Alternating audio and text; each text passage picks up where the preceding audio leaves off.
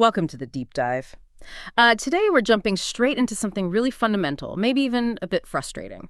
That quality of resistance. Yeah, that immediate pushback, the stubbornness we all feel sometimes. Exactly. And we've been looking at sources that actually give it a name, the Heart of Stone. So our mission today, for you listening, is kind of simple.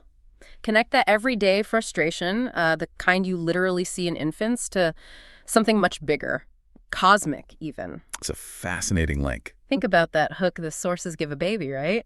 If you hold back the milk, what happens? Oh, instant struggle, screaming, fighting back, total resistance. Right, from the very start. So let's unpack this. This isn't just about psychology, is it?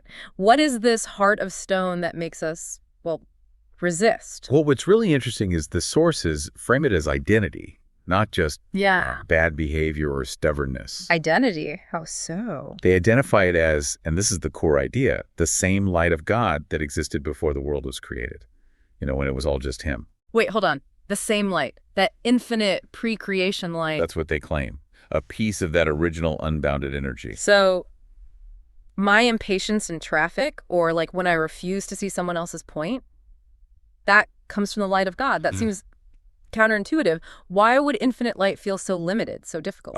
Well, because according to this, that original light was so infinite, so overwhelming, nothing else could exist with it. Okay. So to make space for our reality, for the universe, for us, that light had to be restricted. It had to contract, pull back from the center. So creation needed God to limit himself, basically, to make an empty space for us. Exactly. He made it for us, you could say, by that act of withdrawal. Right. And the very nature of that light, now restricted, is inherently resistance. It's always pushing against the boundaries imposed on it.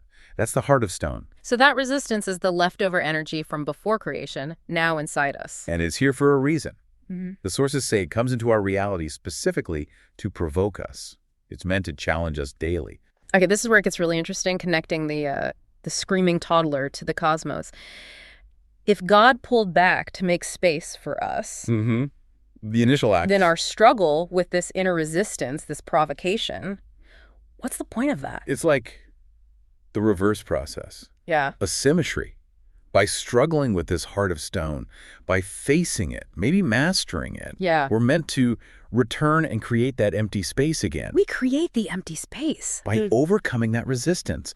When you choose patience over snapping or understanding over digging in your heels, you're essentially mastering that primal pushback. So the roles are flipped. We're doing the same kind of foundational work-making space, but this time we're doing it for him. That's the idea. Our daily struggles, working through conflict, giving up a selfish demand, becomes part of this huge reciprocal creation process. Wow. It's an exchange, really, using that divine resistance within us to consciously create a new kind of space, maybe a space for connection or potential. Okay, that completely reframes things.